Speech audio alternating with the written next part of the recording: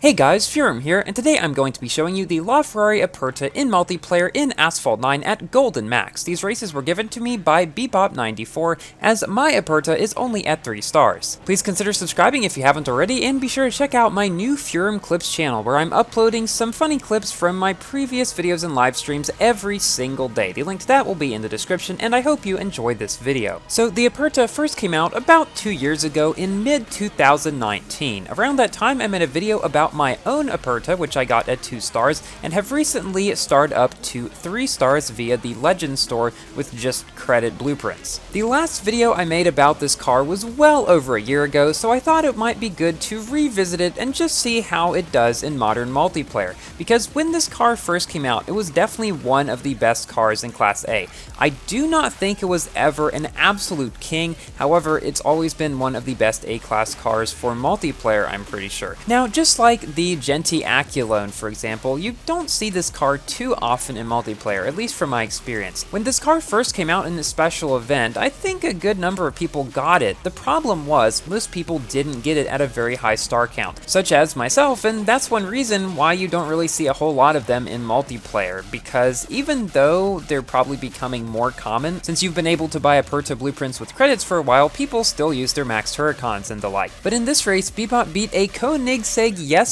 with the Aperta, and if that's not a testament to the fact that this car can still be good in multiplayer, I do not know what is. It has good, above average stats across the board for the most part. Its top speed is around 237 miles per hour, which is certainly respectable, although not the best in its class, and the acceleration at 81 is slightly above average, I would say, but then the handling above 80 is one of the things that I think really makes this car fun to drive. Now, if you have it at a lower star count like myself, it's not going to feel as agile, but at max, I think it's quite a fun car to drive. As you can see throughout this video, it handles and drifts very well. The long-lasting nitro is also a bonus, itself being over 70. It's not as long as something like the Huayra, but it's certainly long enough for most circumstances. And speaking of the Huayra, that is the car that is directly behind Bebop right now. The two cars, in my opinion, are quite evenly matched, and that's one reason why we ended up with this really close battle on Nevada. Now, Nevada is the most recent track to have come to Asphalt 9,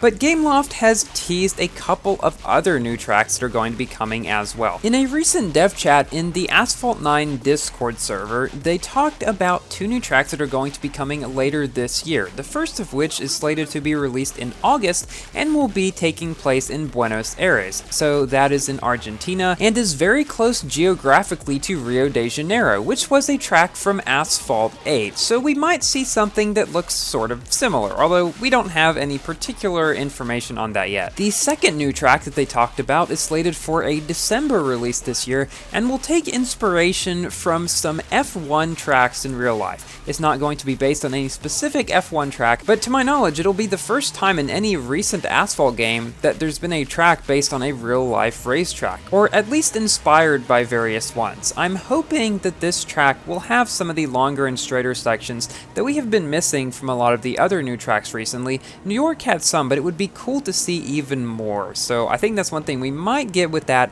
It is going to be in the nighttime also. We have a couple tracks like that in Asphalt 9 already, like Shanghai and Rome, and they said it will have a nice atmosphere as well. It would be cool to see the original atmosphere from Shanghai at some point again too. I don't think they'll change it back though. And then they gave the tiniest little teaser for the third new track that they have planned, I guess at least, which is slated for next summer release or sometime in mid-2022.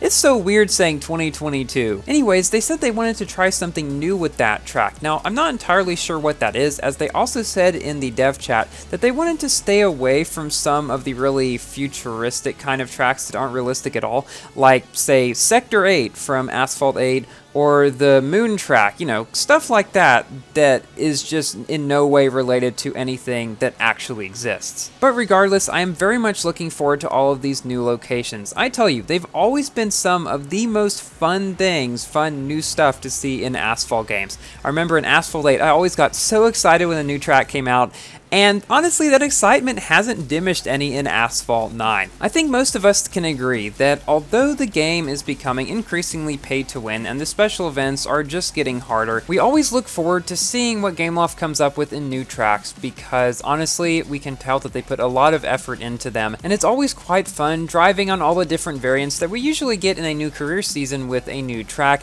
and just figuring out what are the best routes in various different cars for them. It's just a lot of exploration, and I think that's a lot of fun. And I cannot wait to try out Buenos Aires and perhaps see if it is similar to the Rio de Janeiro track from Asphalt 8. So we're coming up toward the end of this race on Himalayas, and ironically, on a very top speed oriented track, we don't actually have many top speed oriented cars. There's a Lamborghini Scion and an Egoista in this race, but those go about the same speed as this Aperta. The fastest car in the race was the Zenvo, which I 5-starred and am like a quarter or a third of the way to 6-starring. I really hope that Gameloft does not switch out the MP1 reward car until I'm able to 6-star it, because they kept the Fenner around long enough for me to do that, and the Zenvo is definitely one of the closest competitors to the Fenner in the game, and I just think it would be cool to have them both at max and maybe figure out for myself once and for all which one is better, because I know there has been an absolute ton of debate about that. Personally, I slightly preferred the Zenvo, but I can definitely see why some people might say that the Fenner is better in some cases too. At the beginning of this race, Bebop got knocked down, but thankfully most of the cars in the race are not very high top speed oriented cars,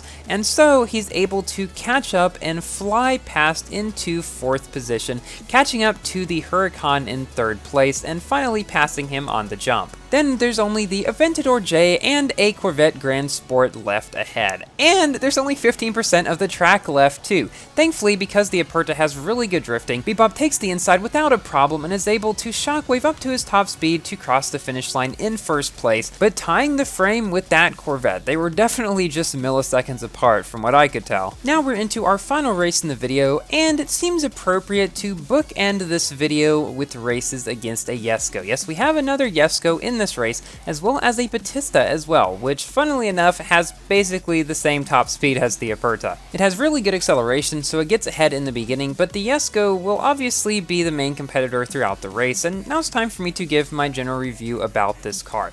The Aperta is honestly an often overlooked beast in Class A. It trades blows with the Genti, and in my opinion is a better multiplayer car than that one. However, it isn't a king of the class anymore. I'm pretty sure the Imola and the Valhalla take the cake there on pretty much any track, but the Aperta is certainly more of a multiplayer focused car, I would say, and here it shines wonderfully. All of its stats are above average for the class, with the really good handling stat probably being the biggest standout and making it quite agile and overall a very stable and reliable car. And just like the previous race, Bebop's able to take the final bend and come in 1st place, this time beating a Jesko. If this car has been collecting dust in your garage, it might be a good time to break it out again and see how it does. Thank you all so much for watching. Please like the video if you have enjoyed, and consider subscribing for more Asphalt and other games content, and I will see you in my next video. Goodbye!